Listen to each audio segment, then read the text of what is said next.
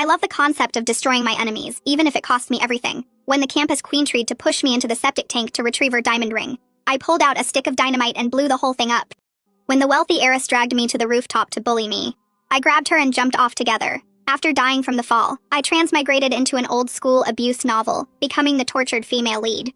The system said if I just followed the plot milestones, let the male lead tear out my heart and kidneys, wait until his regret meter hit 100, trigger his groveling arc, resurrect, and receive a $100 million reward. The system leaned close to my ear, speaking in a sleazy tone. Previous transmigrators refused to be abused. They all tried to escape after causing chaos. Every one of them was erased by this world. I advise you not to do anything stupid. I waited to enjoy my pained expression, but I just grinned and nodded eagerly. Don't worry. Why would I run from such a great opportunity? After all, making people regret, that is my specialty. When the male lead demanded I give my kidney to his first love, I didn't hesitate. I immediately injected myself with HIV. Sure enough, right after being wheeled out of the transplant surgery, I heard Jason Sterling's furious roar. Emma Snow, are you insane? Why didn't you tell me you have AIDS? I looked at him, watching the regret meter above his head shoot to 40.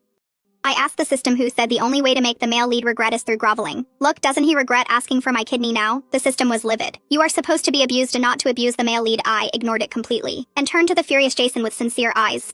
You never asked, what does Sophie not like this kidney? Should I give her the other one too? I started to get up, but Jason grabbed my throat and pinned me to the bed. He snarled, Emma Snow, you deliberately wanted revenge on Sophie, didn't you? Where did you get AIDS? You betrayed me.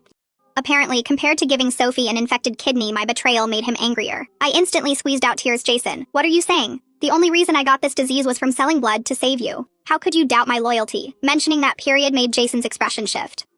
According to the plot, the amnesia-stricken, critically ill male lead was saved by the debt-ridden female lead to pay for his treatment. She'd been a test subject for drugs, sold blood, almost sold herself. She'd been nothing but good to him.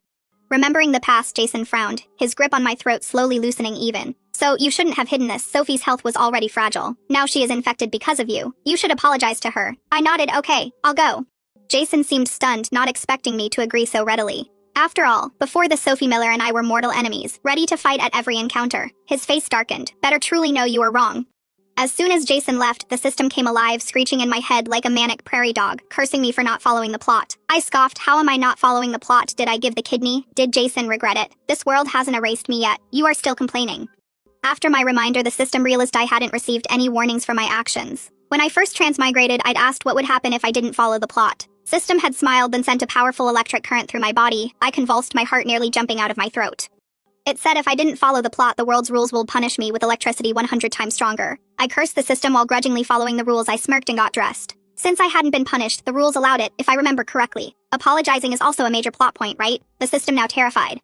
What are you planning now? I grinned wickedly. Since he already regrets making me donate the kidney, I should make him regret demanding an apology too. When I pushed open Sophie's hospital room door, she was nestled in Jason's arms, softly sobbing. Seeing me, she shuddered and buried her face in Jason's chest. Jason, make her leave. I don't want to see her. Jason gently patted her back with unprecedented tenderness. Don't be afraid. She is here to apologize. He looked at me coldly. Get over here. I walked forward and bowed. I am sorry. That is it.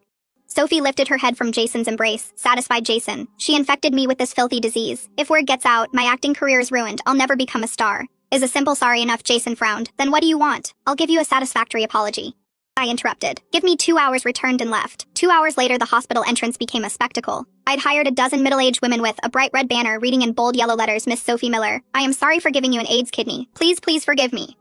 On a woman with a megaphone blasted at Sophie's window, Miss Miller, I am sorry. Or Miss Emma knows she was wrong. Please be magnanimous and forgive her for giving you an AIDS kidney. Though she initially refused to donate, you forced her, but she agreed. Please don't let this upset you.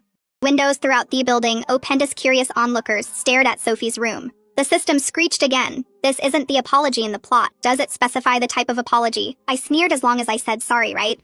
Jason came charging over, furiously snatching the megaphone and smashing it. Emma Snow, are you insane? Sophie's an actress. Are you trying to destroy her? Watching his regret meter climb to 50, but I just wanted her to feel my sincerest apology. How about I come back tomorrow?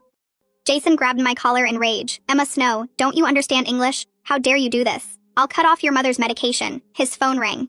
After answering, his face turned ashen. What else did you do? Nothing much, I said. Straightening my wrinkled collar, just bought 24-hour billboard time in Times Square to loot my apology video. If Sophie's still unsatisfied, I can arrange network TV interviews. Jason raised his hand to slap me, but it was interrupted by a nurse rushing over. Mr. Sterling, it is bad, Miss Miller. She slit her wrists. Jason's hand froze midair. He ran toward the room, not forgetting to warn me. If anything happens to Sophie, you'll pay with your life. I smiled darkly. Look, 60 already, think I can hit 100 today. The system had a splitting headache. Others take years for their revenge arc. Speed. Running this is there a bonus. Whatever, she won't die. I yawned, heading back to my room. The system remained anxious. Aren't you afraid Jason will kill you? I spoke coldly. If he tries, it gets simpler. We die together, but I doubt Jason has time for me now. As expected, Jason went crazy. For the next 2 months, my apology video went viral. The hashtag Sophie Miller scandal exploded. Jason spent fortune suppressing news, but it backfired.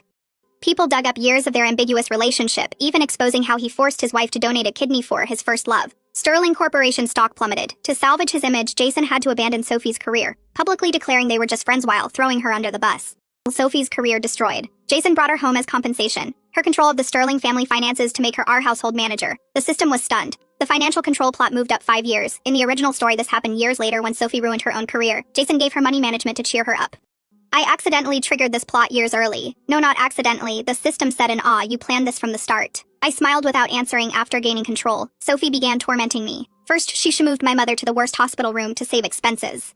Then she canceled my driver, giving me only $10 daily allowance to experience life. I accepted it all, even smiling when she stopped my mother's life-saving medication, saying, fair enough. The system finally couldn't stand it. Post, did you have a personality transplant? How can you tolerate this? What is the rush? I said, remember the story's crucial turning point. The system thought after Sophie gains financial control, she arranges a hit and run on your mother, then refuses to pay medical bills during emergency treatment, causing her death. You leave heartbroken. Then Jason regrets everything and starts groveling. I nodded, should be any day now. The system gaped. You are not exactly, I smiled. I've set the stage, let's see if Sophie performs. Of course Sophie would perform. She couldn't wait to drive me from the Sterling family. 2 days later, I got the hospital call. What? I gasped. A car accident. How? I'll bring money right away. I hung up and rushed to Sophie, voice trembling. Sophie, my family was in an accident, emergency surgery, and need money urgently. Can you please give me some? Sure. Sophie handed me 10. Hurry, don't keep them waiting. Just 10, Sophie smiled. 10 a day is the rule. Want more? Come back tomorrow. Realizing she was doing this deliberately, I dropped to my knees. Sophie, please stop joking. The hospital says they won't operate without payment. Give me more. Please know who was in the accident. It is she cut me off. Everyone's accident follows the same process. Sterling money doesn't grow on trees. If everyone broke rules like you, how could I manage knowing she wouldn't give in? I called Jason. Jason, your mom was in an accident. She needs money for emergency surgery. Sophie won't give it, please. I need to continue translating the rest of the Chinese story. Let me pick up from chapter 11 where I left off. Chapter 11 continued.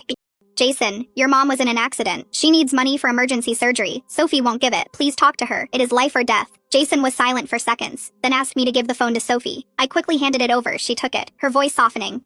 Jason, it is not that I won't help, but I just established these rules. If I break them now, the staff won't respect my authority. I know you feel bad for her, but I need to establish my position too. I couldn't hear Jason's exact words. Sophie's lips curled into a satisfied smile as she returned my phone.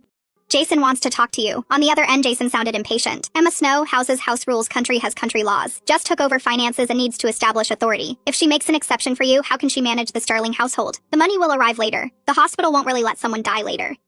My voice shut up. Jason Sterling, are you insane? This is emergency surgery. Every minute counts. Are you really not going to help? You'll regret this. Regret? Jason laughed coldly. Emma Snow, I haven't settled accounts for that hospital mess you caused. Let Sophie blow off steam. When she calms down, you'll get the money. Behave yourself and stop causing trouble. He hung up ruthlessly. I glared viciously at Sophie. Be fed. Then left, leaving the Sterling mansion. I naturally went to the hospital without money plus Sophie's instructions. Soon received a death certificate. Looking at the paper, my lips trembled slightly, though they were just fictional characters to me. The system reminded me to laugh quieter. I tried to hold back, but failed. Sorry. I can't help it thinking about what is coming. The system was completely immune to my behavior by now. What is next? I clutched the death certificate, obviously settling accounts with those two bastards.